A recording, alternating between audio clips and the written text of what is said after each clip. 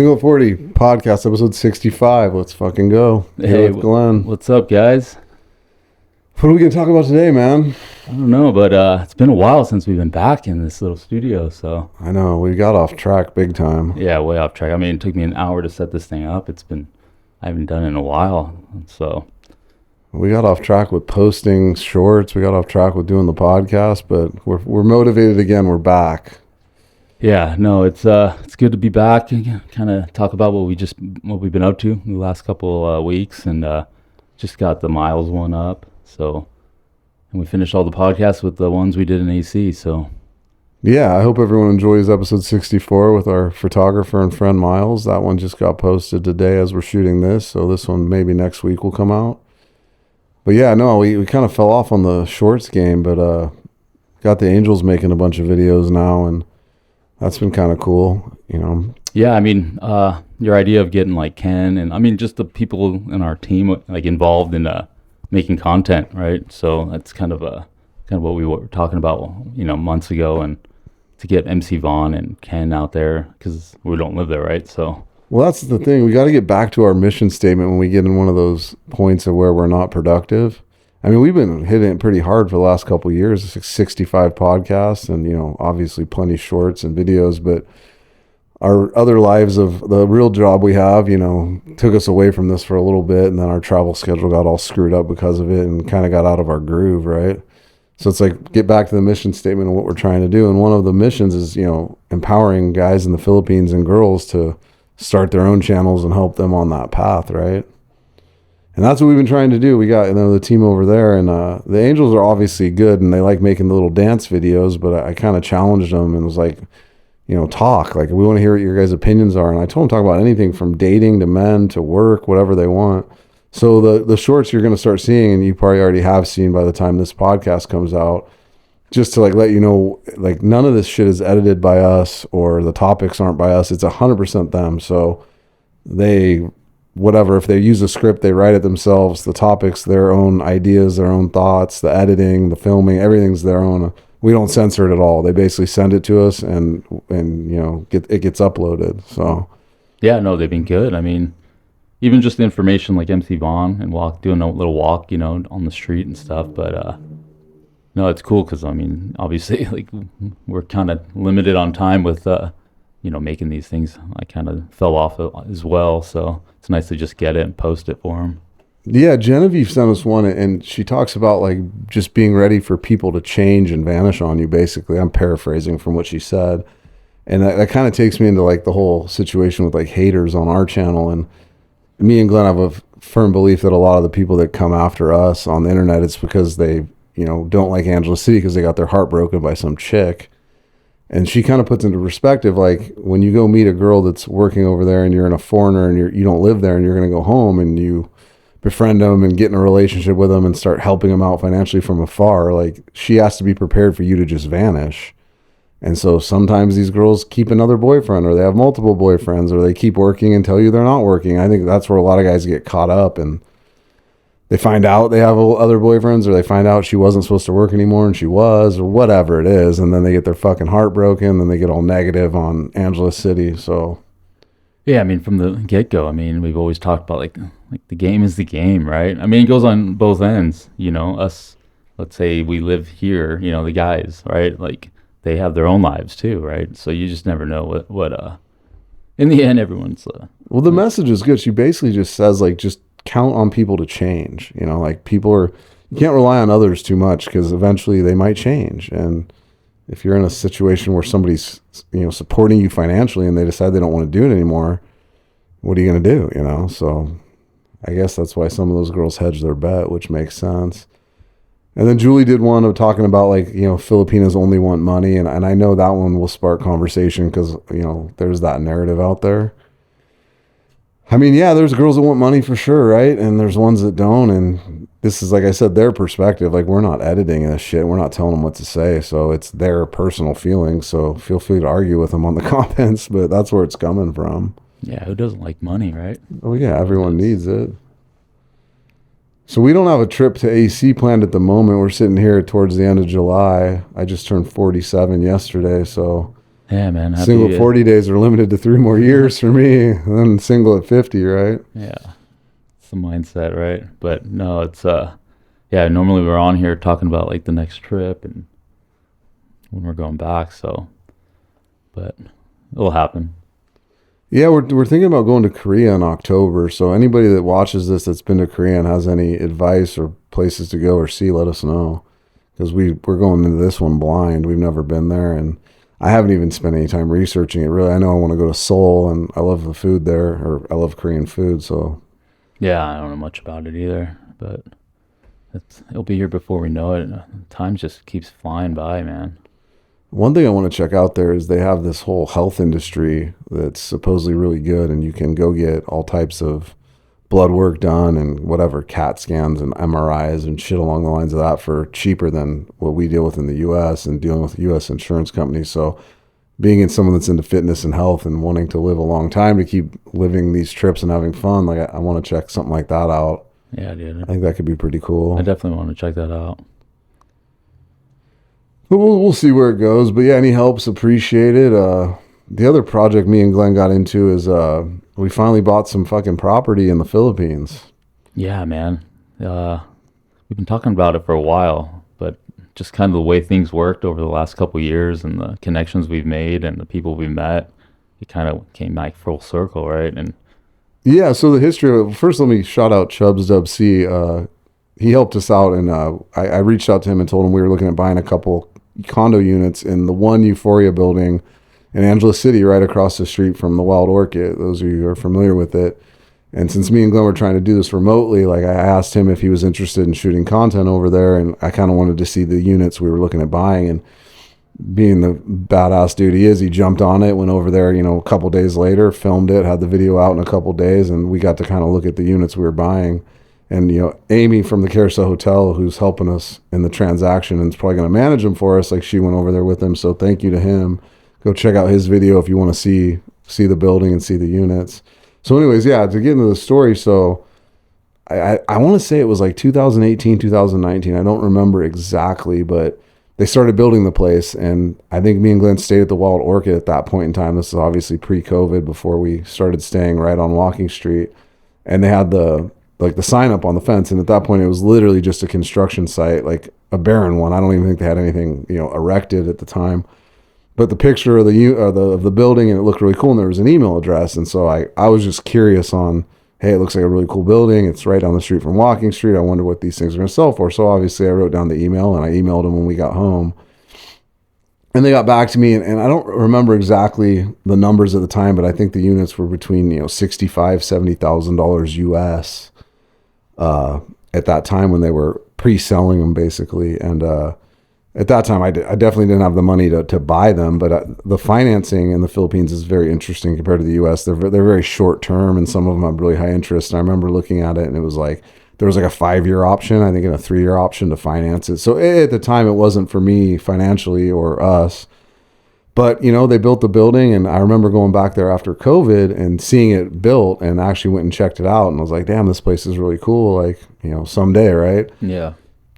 And back when me and Glenn first looked at it, like that's when we had a plan of, getting to move there someday and possibly buying. Anyways, so I kind of forgot about it. And then on our 2 trips ago, we were at the Carousel Hotel with Amy, and she had mentioned she started working over there part-time.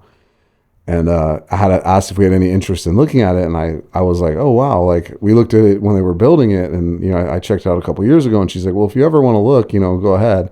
And then the next trip we came back in March of this year, she asked again if I wanted to look at it. And I wasn't too keen on it at the time, honestly. And I was like, what, I'm kind of down, Amy, but I don't know if I'm interested in buying one. And then she pointed out something that was blatantly obvious that I never thought about. And Amy's an accountant, so she's smart and she knows her numbers. And she's like, hey, Nick, what was the exchange rate when you first looked at them versus it is today?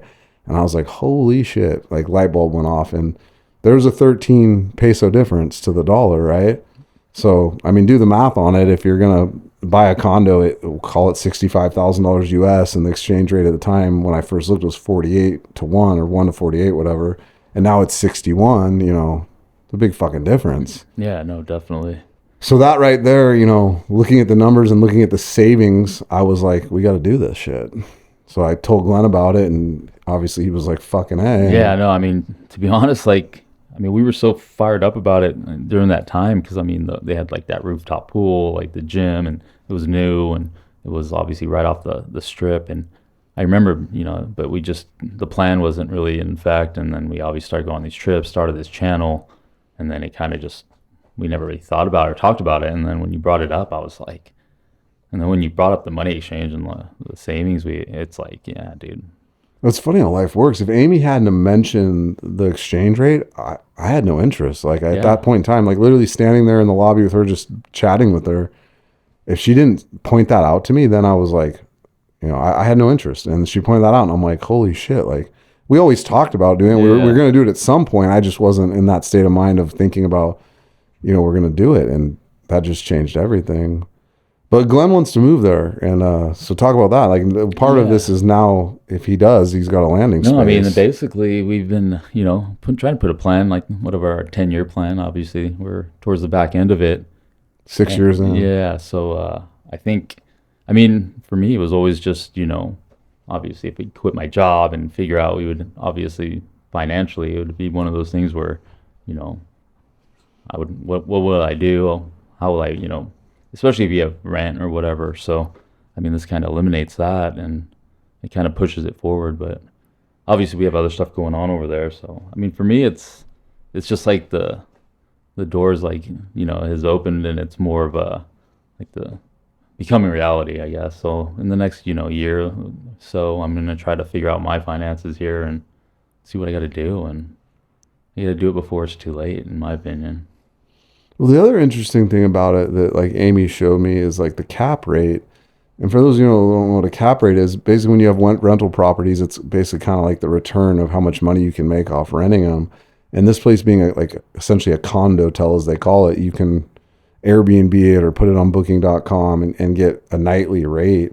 So like when you crunch the numbers on the like the return, if, you know, depending on what they rent for, which we're just starting to dive into, it looks like, you know, anywhere from 2,500 pesos to whatever, 4,000 pesos. You know, you look at the numbers of renting it out 15 nights a month, it's like the return's not bad. And some of these places claim they rent a lot more than that. I mean, we're going to find out, and we'll let you know if the cap rate holds up or not, but it might be a good investment just financially, let alone we've always wanted to live there and own a place. No, I mean, right off the bat, like, and then the fact that obviously throughout the process of us, since we started looking at this place, met Amy, and then, you know, I mean, she's going to help us out and basically manage this thing for us. So, yeah, no, it's been a good situation, at least for the whole, you know, meeting people and kind of, and the people that own the building, they were pretty cool. Oh, they were really cool. Yeah, so. And to go back to cap rate, like here in Hawaii, me and Glenn both own rental properties, and the problem here is the value of the property is so high, what you have to put into it to buy it. And the rent isn't high enough where they make a lot of money. And the Philippines is almost the opposite with this situation. They're so cheap to buy. And then if you can rent it out on a nightly basis between, you know, $40 to $60 US a night, and you can rent it out, you know, 20 nights a month, like you're in the fucking red, you know, like, or not in the red, you're fucking making money. Yeah, no, it's, yeah, I mean, it's impossible to be, you know, on top of it here because of like HOAs and all that shit. But no, it's definitely, you know, I'm just stoked like we were able to take care of it. I mean, basically we went for a week and we just like, we didn't obviously go there to do anything else but take care of this. So we just got back from there. So yeah, the business side of it's way different than the US. Like you can't do anything remotely. So we ended up having to go over there just to close the deal, but there's no escrow in the Philippines. So yeah, no, it was a learning process for sure. Cause obviously our team over there, you know, they kind of advised us, and then speaking to like the owner and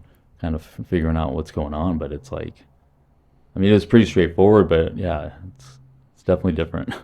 I mean, you got to literally transfer the money before they sign over the title, and there's no middleman of like an escrow company to protect you, which is scary, but you just got to know who you're dealing with, I guess, at the end of the day. Our transaction went through and everything's golden, and obviously we have a manager and Amy, and then the banking system in the Philippines is a lot different than here, which we figured out you couldn't do a wire transfer without being present at the branch, so you had to go there to sign the wire transfer, which essentially is what drove us to go over there. I think we could have probably done everything else remotely, but the money wasn't Yeah, able to no, transfer out of our Philippines bank account, you know? no, it was definitely a learning experience, and I mean, obviously, it might be the start of something we're gonna get into. I mean, hopefully these things, can produce a little bit of income. Yeah, so Glenn got some footage of the units, and we'll put some stuff out. Anybody that watches our channel that wants to stay in there, let us know. We'll put you in contact with Amy.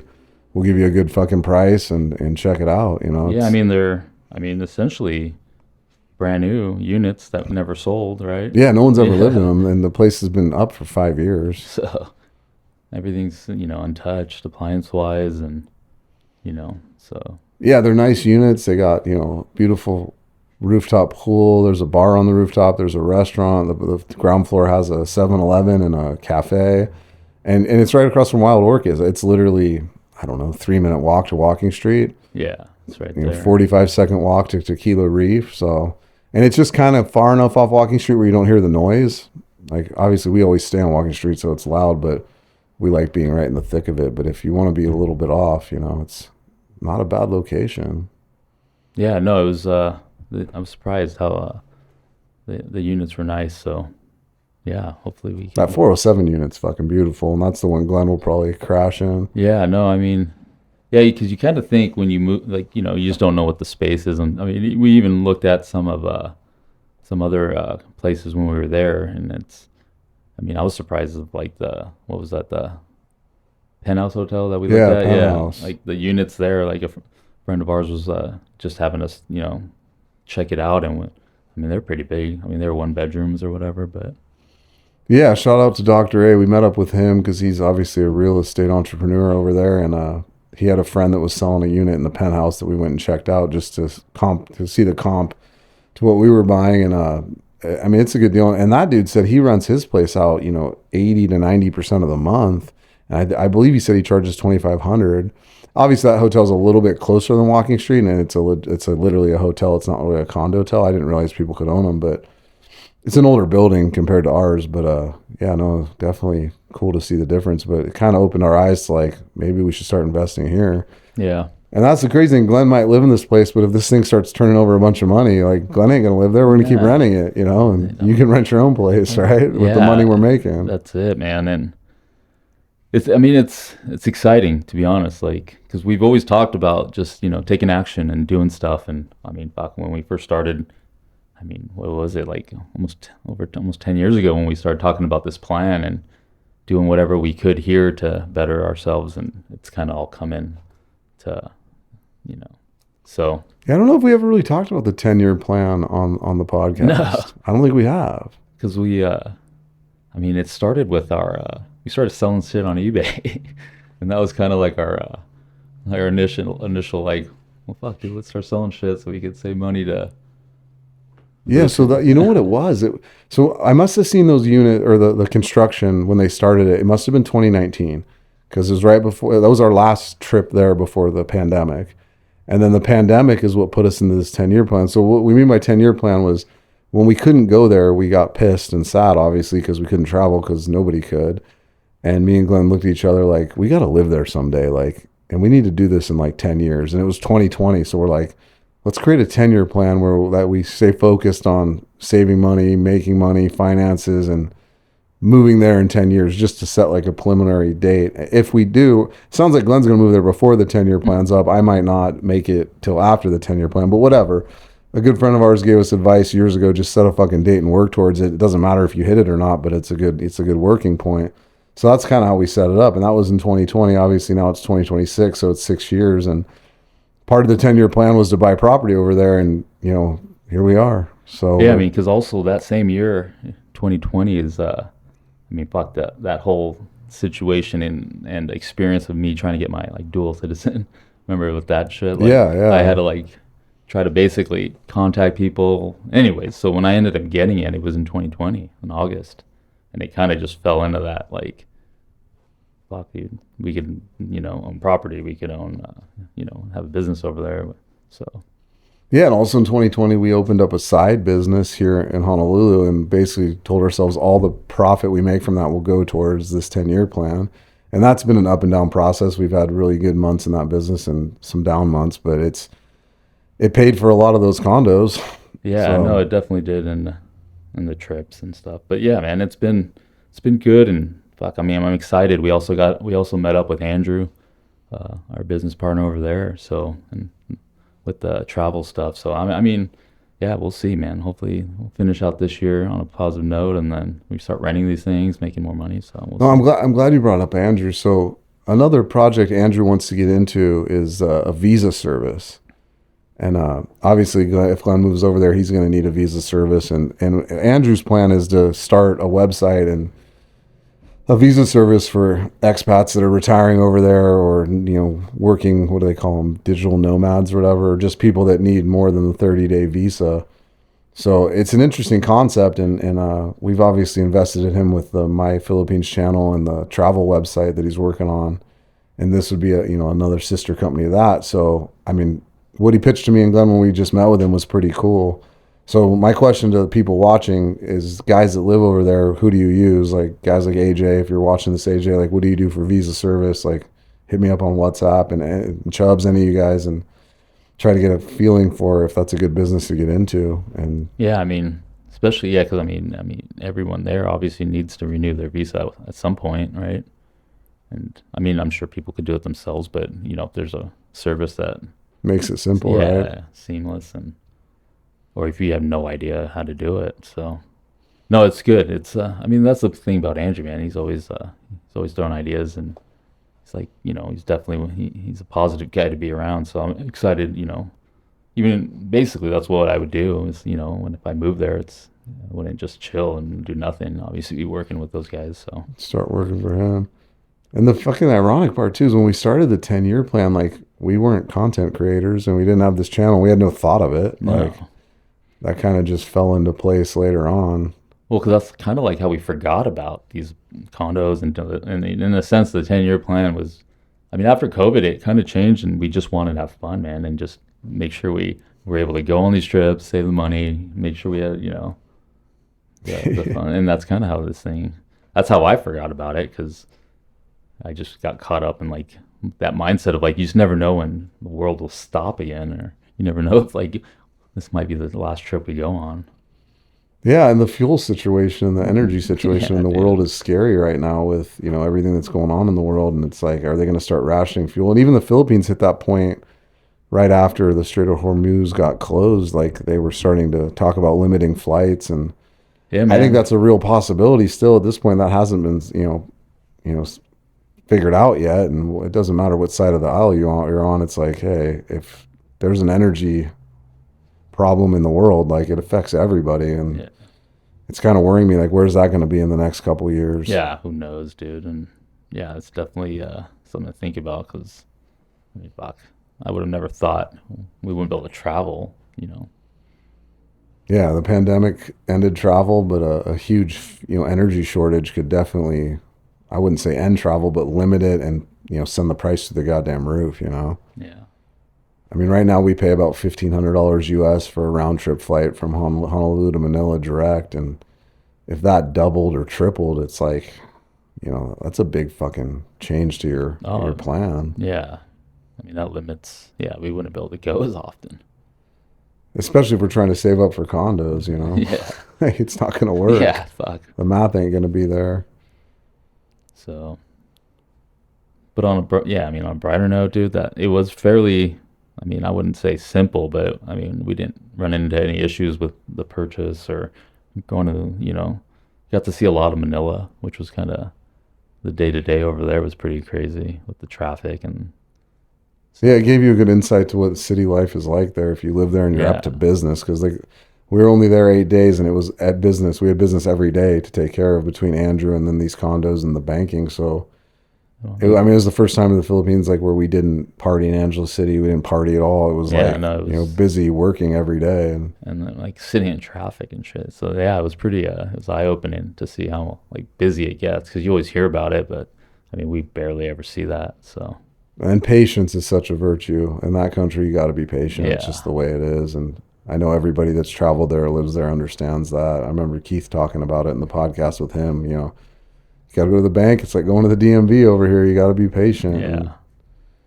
But I mean, where else in the world can you buy a brand new, beautiful condo at that price? You know, it's like there's a give and a take with everything in life. No, I'm excited too about that Clark, area, because everything seems to, they're building more, and like that.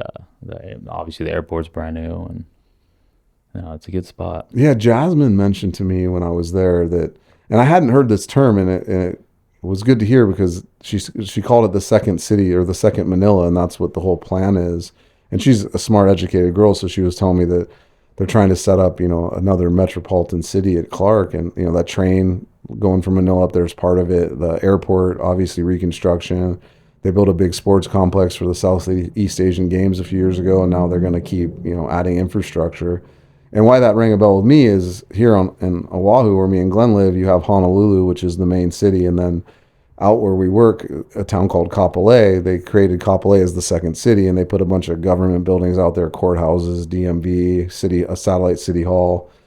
And Kapolei just fucking exploded over the 15 years we've lived here. So hearing that for Clark is like, I mean, you want to buy real estate in places that are going to explode, right? Like, I wish I bought property in Kapolei 15 years ago. It's a house there was $300,000. Now it's a fucking million, No, it's so true. And not saying, the shit in the Philippines can go to $1 million, but maybe you buy a condo for $60,000 and, 15 years later it's worth 120. Like, or you just get, people to rent it. And yeah, exactly. Yeah, like that's like the positive side of it. But yeah, I mean, obviously there's like a ton of stuff being built, in that area that we've probably not really even seen, but.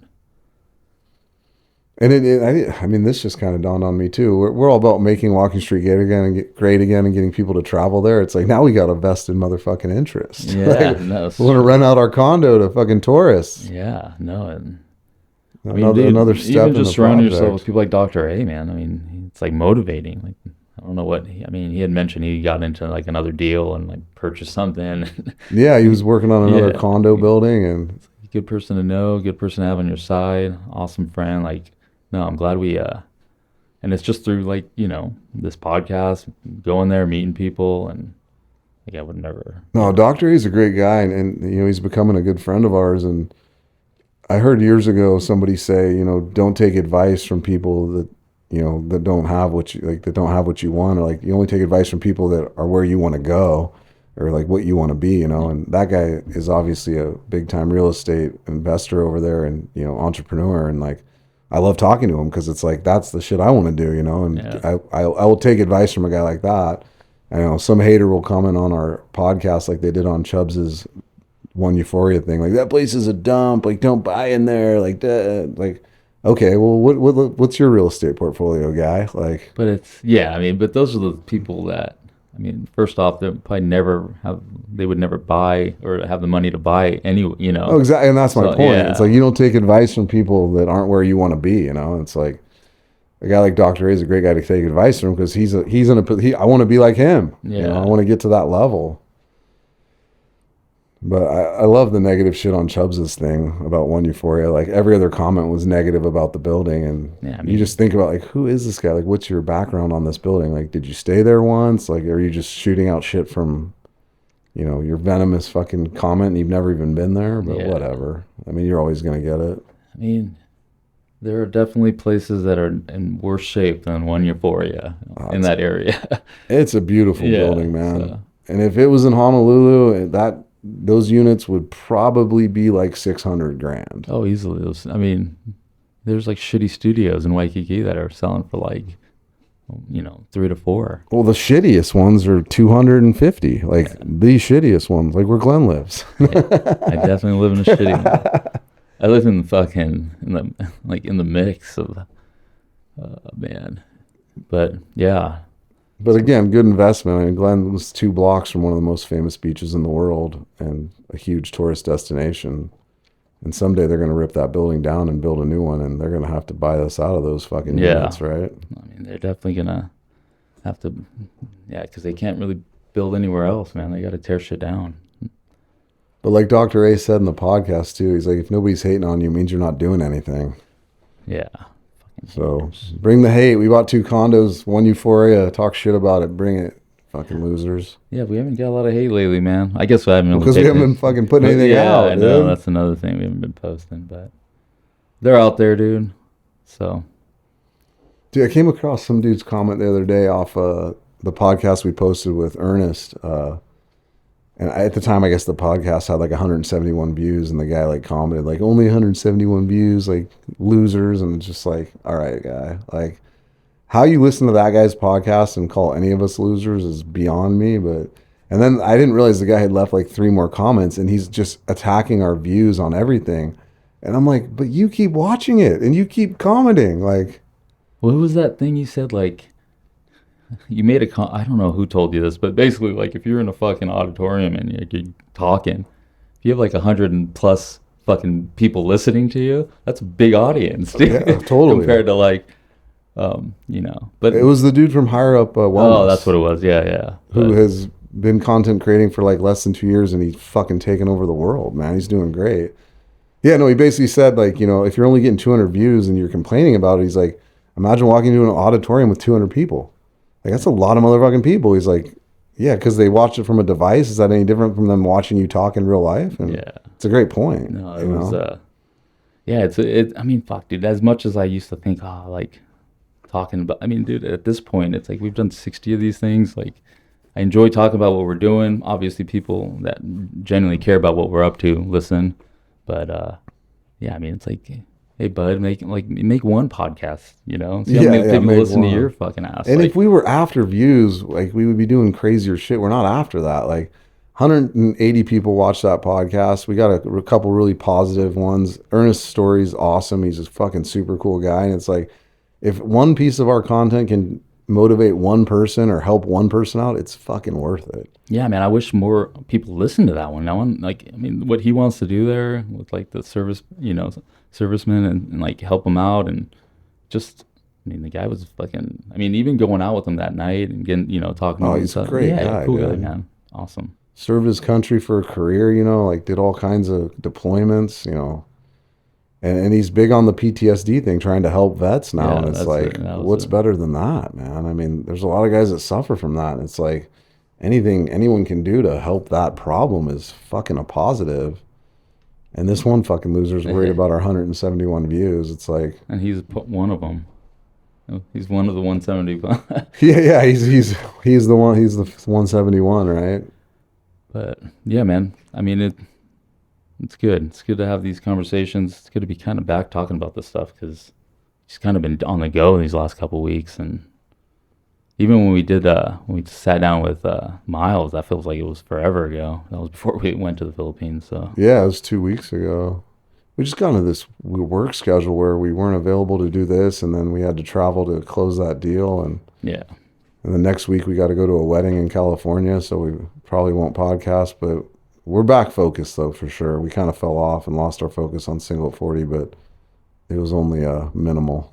Yeah. And we got people making content over there, so it'll be nice to, yeah, good stuff. Yeah, if you see this podcast and you live in the Philippines and you want to be a content creator and you need help, I mean, not that we're like fucking superstars on blowing up a channel, but you want to make a video and, put it on our fucking format, our platform, like, let us know. Like, that's one of our mission statements, is to help people. And if we can, I mean, yeah, we're not a giant channel. We're not printing money, but we got a channel and we were doing it. So yeah, reach out. We'll help out as much as we can. I guess that's it for today, man. And yeah, we'll be back in 2 weeks, and maybe we'll talk about the wedding. The monster's going to be at the wedding, so hopefully he turns into the monster and we can talk about that. Yeah, I'm going to bring a little camera. We'll get some footage. At least a little bit. We'll see. Yeah, you can post it on Passport Ready too, because it's technically travel. We're going to Pismo Beach, California, so yeah, it'll be good, man. A lot of people I haven't seen in years. 15, 20 years, a lot of these guys. So, I'm glad one of our friends got married in his late 40s so we could see everybody again, right? Yeah, that's the positive. All right, guys, thanks for tuning in. We'll see you in the comments, and we'll be back in a couple weeks, and hopefully this one's out next week, but let's go. All right. Thanks, guys.